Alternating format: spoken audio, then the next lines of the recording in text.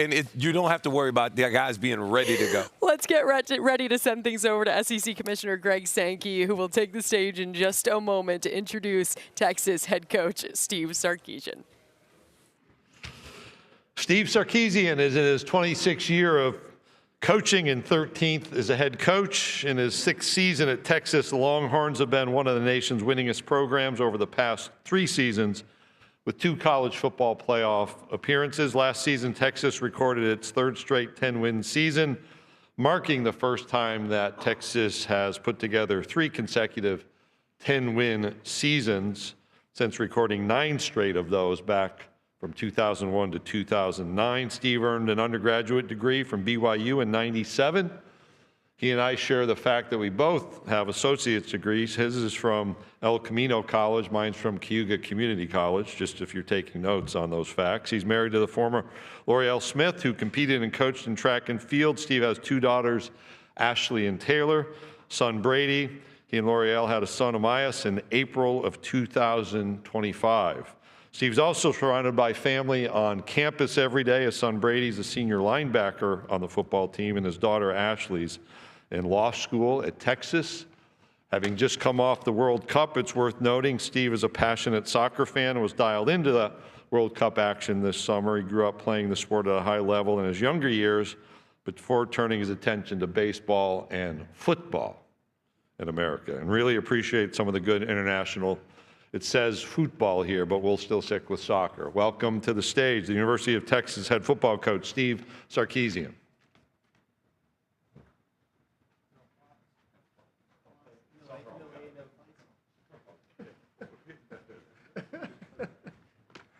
Good afternoon, y'all. Looking like they say they save the best for last, right? Now y'all are ready to go home, so I'll make it brief. No, I'm just kidding. First of all, just some thank yous before we get going here. First of all, I'd like to thank Commissioner Sankey. I know his job is not easy, and I know in midst of college football today and college athletics, there's a lot of change, and there's a lot that goes into his job. And I can tell y'all from sitting in rooms with him and a lot of phone calls, he's trying to do what's best for our sport, not just for the Southeastern Conference. He really is trying to do what's best for our sport. I'd like to thank the leadership of the University of Texas, Chairman of the Board of Regents, Kevin Eltife, Jim Davis, our president, and our athletic director, Chris Delcani. I know a lot of people talk about alignment, but we are truly aligned. And that was something that 6 years ago when I took the job, one of the reasons why I took the job was the alignment.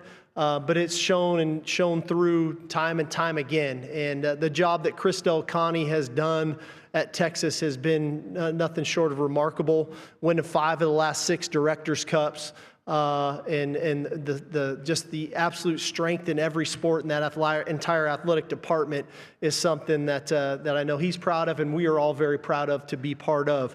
I'd like to thank our staff. Our staff is doing a tremendous job. And these guys and as men and women are working extremely hard, not only on the grass with our players, but in the building, in the meeting rooms, in recruiting, being on the forefront of doing things that have never been done before, and just proud of the work that they do on a daily basis. It's a demanding profession. It's a demanding job. And their spouses, their families, the sacrifices they make for us, for me, for the University of Texas doesn't go unnoticed. So thank you all for what you do. And I'd like to thank our fans. The support that they give us is tremendous. Longhorn Nation has just been phenomenal. I don't think people know this because I think people think about home field advantage and tough environments to play. We're 20-1 in our last 21 home games at DKR, and that's a direct reflection of our fans and the support that they give us. And so thank you for your support and all that we do. You know, Commissioner Sankey touched on a few things and a few stats that I'm really proud of our program and our organization of what we've been able to accomplish. And you think about, last season alone, we beat 3 top 10 ranked teams in a down year. The last 2 years, we've beaten 10 top 25 ranked teams, which is more than any other school in the country. I believe it's 14 wins over top 25 teams over the last 3 years. And so there's a lot to be proud of for us at the University of Texas. But I will say this at the University of Texas, the standard is the standard. The standard is the standard. And I know the expectations are high outside of our building. I know everybody wants to say what percentage we are to make the playoffs or what percentage it is for us to, win a conference championship or make the CFP or be a national champion. But the expectations are always high within our organization. They're higher than you would imagine. They're higher than they are on the outside world. And now more than ever, external factors don't motivate us. It's what we're doing internally. And we've got a very hungry football team. We've got a team that competed their tails off a year ago and fell short of making the college football playoff after the previous 2 years being in the semifinals and knocking on the door to play for a national title with the ball inside the 10-yard line. So those external factors, whether it's a comment or a tweet or a podcast or an interview by a pundit, that's not going to motivate us. What motivates us is what we do every single day. And I'm proud of the leadership on our team for buying into that idea. And I couldn't be more proud of the guys for the way that they handle themselves that way. Because we're going to have to. Our schedule's real. Okay, it's a real football schedule. And I think the key to that is focusing on us, be enamored with what we do. That takes great leadership. That takes great commitment. Okay, and that takes great mental and physical toughness to make that happen.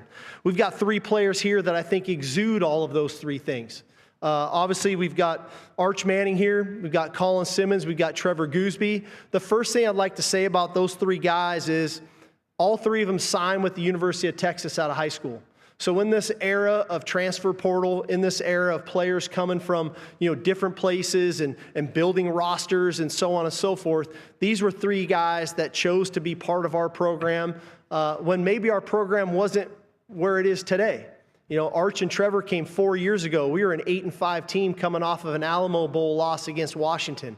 They chose the University of Texas. Colin came the next year. But I think all 3 of these guys exude the leadership that is needed, the commitment to the program, the commitment to their teammates, and the mental and physical toughness to be a champion. And so proud to have all 3 of those guys with us today. I will say this.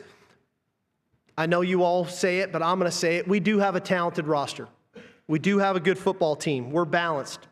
I think we're good on offense, we're good on defense, we're good on special teams. I'm not going to shy away from that to give you the coach speak. We do have a talented team, but we've got to make that come to life on every single Saturday against a challenging schedule. And that's the challenge as their coach, is to get them in the right mental space, the right physical space to go out and be at their best when their best is needed. And in our conference and in our non-conference schedule, that's every single Saturday. How did we build this talented roster? We built it through retention. We kept really good players on our team. We built it through high school recruiting. All right, we signed a heck of a high school class, which I think we're very proud of that class, and we built it through the portal. And that's a credit to our recruiting department, all right, of making those things come to life. But, we lost 40 scholarship players off of last year's team, 24 portal transfers, which was more than we ever had, 3 early NFL draft picks, and 13 seniors.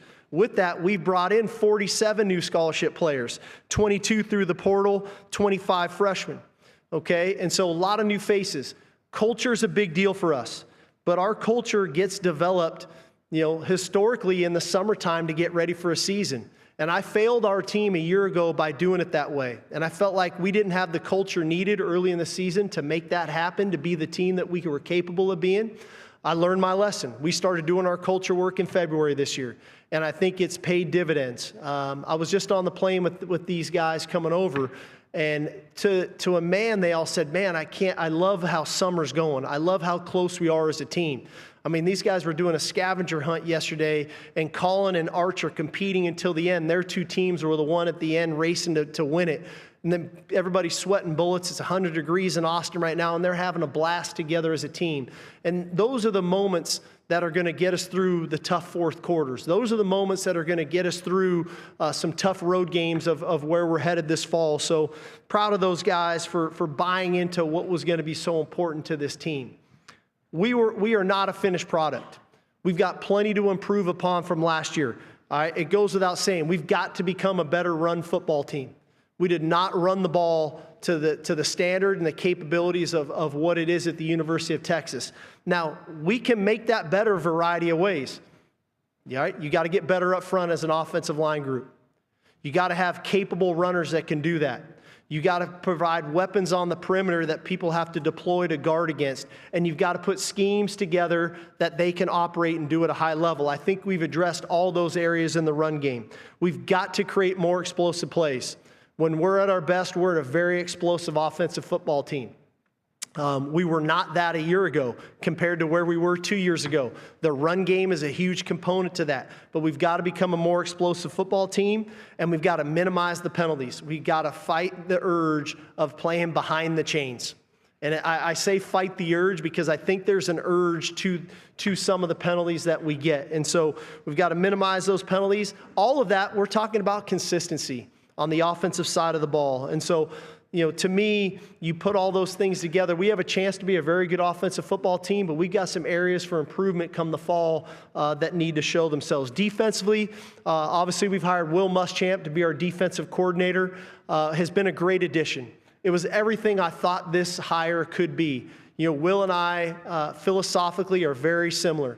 We believe in a style of defense that is in your face, that is tough, that is hard-nosed, and we believe in coaching hard, but yet we believe in having a relationship and rapport with the players on the team, and Will does that, and it's been great having him. Now, where do we need to improve defensively? We've got to create more havoc. We need to create more negative plays, right? And we should have the capability to get that done. We've got to minimize the explosives. All right, and so, making sure, especially in the pass defense, that we minimize those explosive plays, and then we've got to be even better on third down, and most notably, we got to be better in the red area, especially on third down, and so some areas of improvement for us there. But I think this, I know there's been a lot of talk, guys. Like, I've been sitting at home watching the 3.5 days of this stuff too, okay? So I'm hearing everybody talk about the same thing. I can't wait to hear the same questions get asked that you were asking Kirby 3 days ago, okay? I think this about the SEC. We've got a 9-game conference schedule. The challenge is week in and week out, making sure that our football team is mentally and physically tough enough and prepared to play, because that's what's required in this conference week in and week out. Because if you're not, you will get beat. It's not about beating us one time. It's about beating us the 9 times. That's the challenge of this conference, and that's what we will prepare our team to do. Looking forward to the opportunity. It's a heck of a schedule, and couldn't be more excited just about this team and about where I think this team can go. Just a couple things of note, housekeeping things. Cole Hudson, which you all saw, the temporary restraining order on the 5-for-5, that's still up in the air. I don't have much more to say about it. We'll see how that goes. And then one addition for us, John Meredith will be an early enrollee for us. He's reclassified. He'll be with the team this fall. He's a great player for us, a DB that we couldn't be more excited to have on board with us. So with that, we'll open it up to questions. Thank you, Coach Sarkisian. If you have a question, Lauren, Peyton, and Lane have microphones. We'll go ahead and come up here and start right here on our center aisle, right there to the left. Okay. Hey, Coach. John Abraham, 97.7 ESPN The Zone in Huntsville, Alabama. I just wanted you to talk a little bit about the wide receiver room, Ryan Wingo, as well as Cam Coleman, as he was added during the offseason. Yeah, we're very, we love our wide receiver room. I think all those guys are 6'2 plus. All those guys are over 200 pounds. They're physical, they're fast. They've all played a lot of football. When you think about their careers, obviously Ryan will be in his 3rd year with us in the program, knows the system, knows the scheme, really came on last year. I think people forget he was a 2nd-team All-SEC receiver a year ago, very explosive player. Emmett Mosley came to us last year after his freshman year at Stanford, where he caught 50 balls.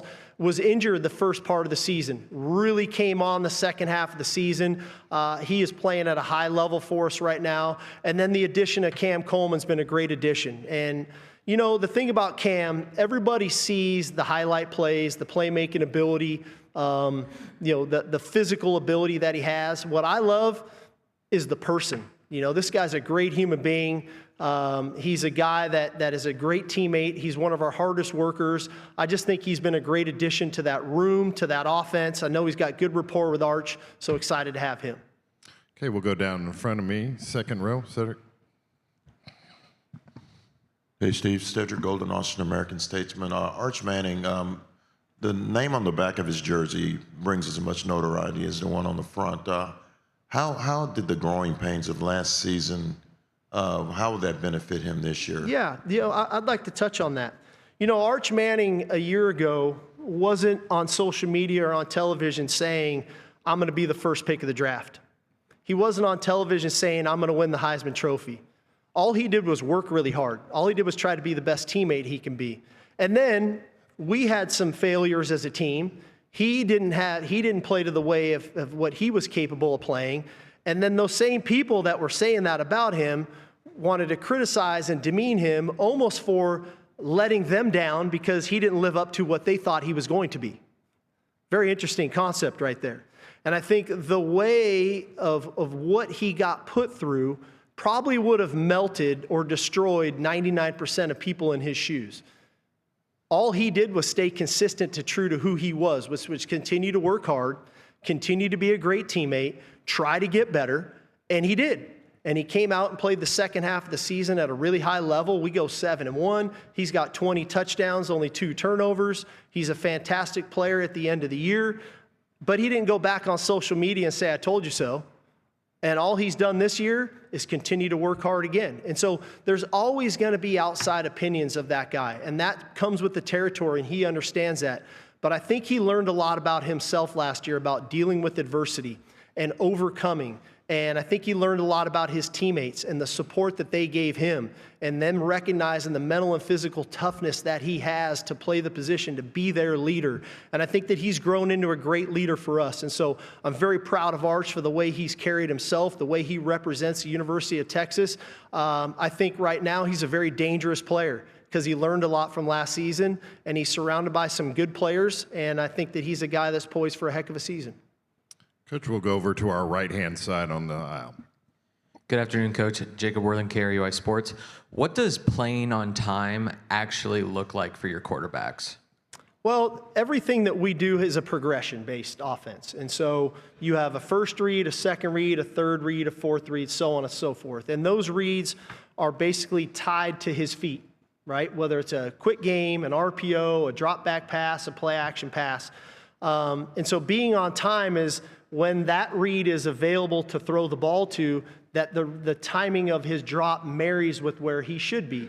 If it's a drop back pass on his fifth step, is his first read open, the ball comes out. If it's not, he hitches to his second read and then hitches to his third read, so on and so forth. And so that's what it looks like. I think the one thing that we saw real development in Arch a year ago, if you watch his pocket presence and the way he moves in the pocket, he moves like a pro. And he didn't have very many clean pockets last year. It was tough, and we weren't great around him. But man, the guy worked at his craft in the pocket, and then the value of that was when he got some better pockets later in the year, he was able to take advantage of it. Coach, we'll go back in front of me. Second row, Kirk. Kirk Bowles from the Houston Chronicle. Steve, you've told us that you didn't feel like your team was rewarded for playing in that big intersectional game at Ohio State. And I was curious, where do you feel like that is as far as other schools scheduling attractive, non-conference games? And are you still planning on playing Notre Dame in 28 and 29? Yeah, no, I think that's always it's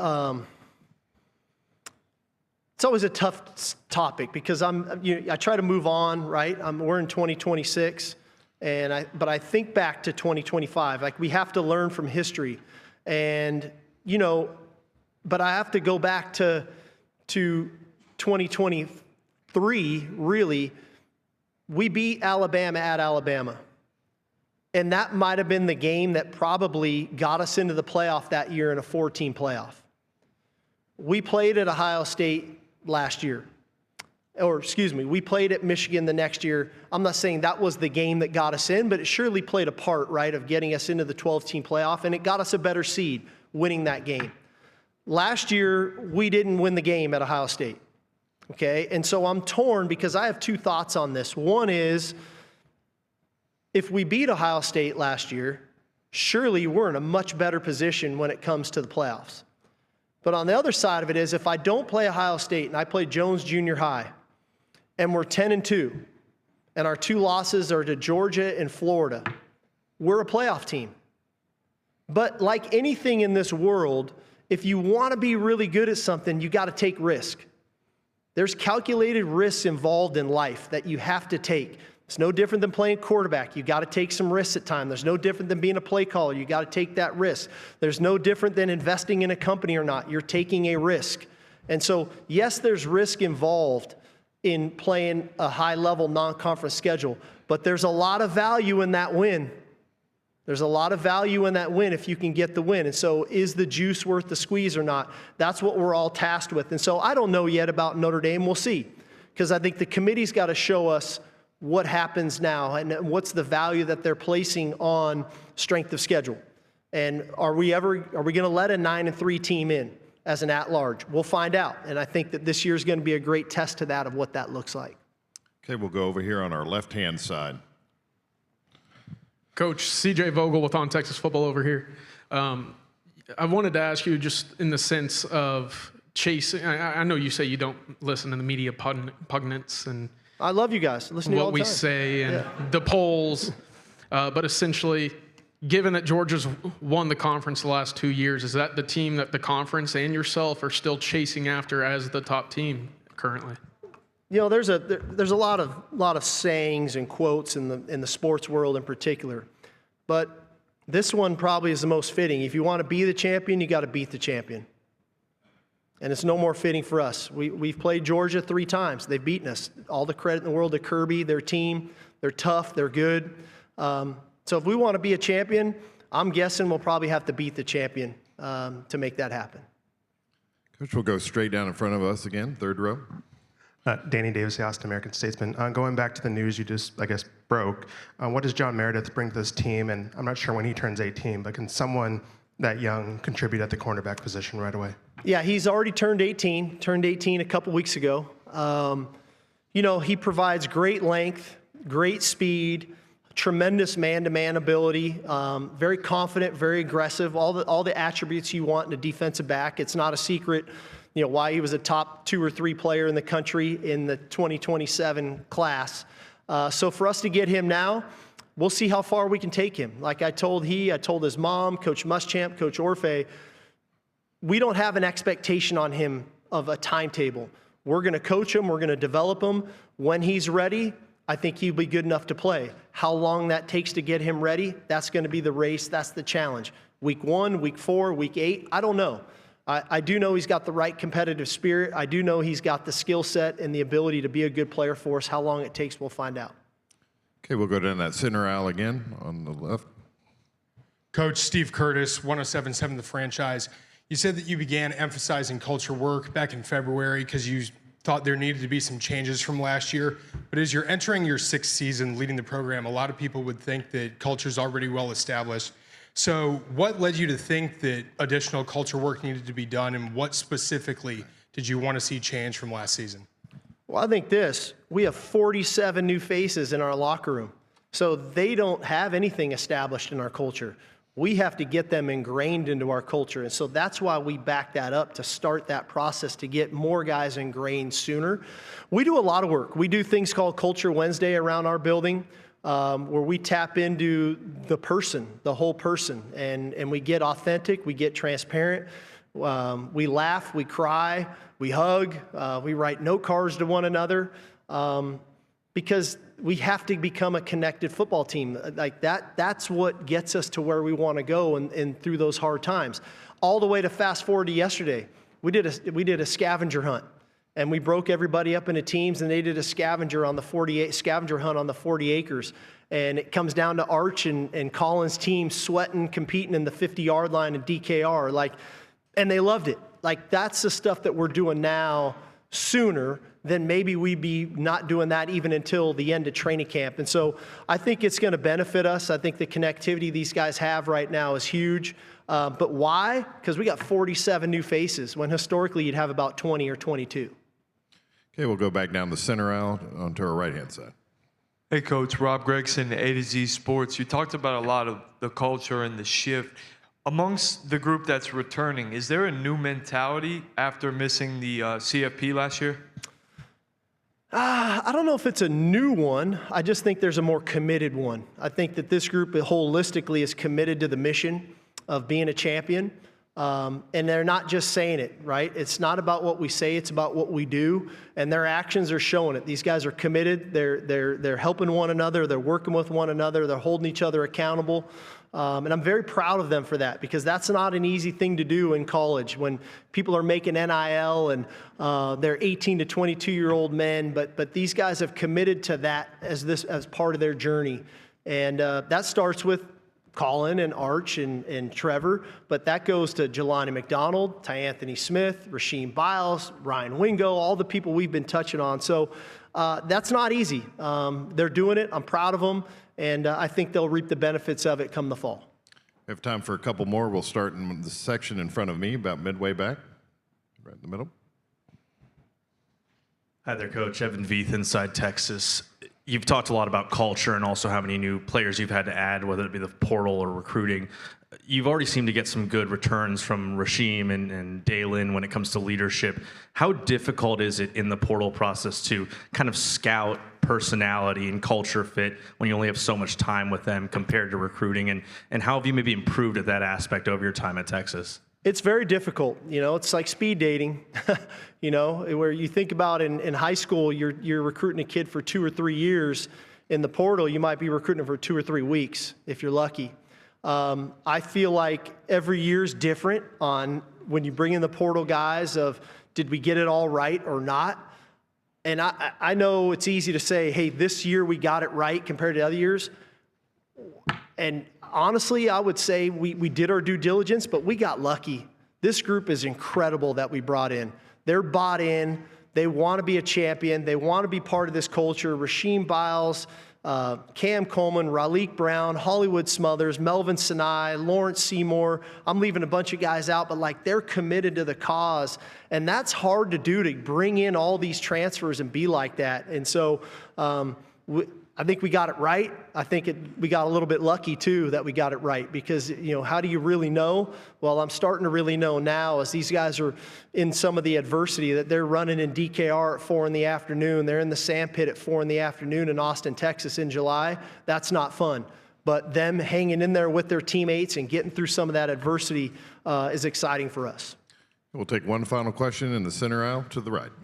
Coach, Ryan Sproul, Columbia, Missourian. Last season, y'all lost a couple of early season matchups on the road against Ohio State and Florida, but it was clear that you weren't in rhythm and that the team in the second half was a much different team playing. How do you find a rhythm earlier this year so that way every game after week 5 isn't a must-win game to get into the playoffs this year? Well, I think we've got to keep practice as competitive as possible. Iron sharpens iron, and, Colin going against Trevor every day, that's a good thing, right? Arch working against Muschamp's defense, that's a good thing. Jelani McDonald guarding Emmett Mosley, that's a good thing. So the good on good stuff, we got to continue to elevate that. I think secondly is trusting the process and trusting who we are as a team when we get to those games. And so, we're fortunate. Hey, our first game's not at Ohio State. Our first game's back at DKR, So with a young team, that was a tough task. I think anybody who's been to the Swamp at Florida would tell you that's a tough place to play. We needed to be better in those moments than we were, but there's a lot of teams that went to those 2 stadiums over the last few years and probably didn't come out on top. And so, but we've got to relish in our ability to play on the road. Because we are playing at Kyle Field. We are playing at Death Valley. We are going to Tennessee. We are going to Missouri. Those are tough places to play. And in our conference, there are no easy places on the road. And so we've got to be better in those hostile environments of execution, of minimizing the self-inflicted wounds, and then having the ability to finish in the fourth quarter. Coach Sarkisian, thank you for your time this afternoon. All righty, y'all. Hook 'em. Thank you. Texas head coach Steve Sarkisian, the final of all 16 SEC head coaches to take the podium on the stage behind us. We're going to take a break because when we come back, we'll catch up with another head coach who's in the building, Mississippi State lead man Jeff Lebby. He's going to join us right here on the set. Coming up next, live from Tampa. Smile, Coach.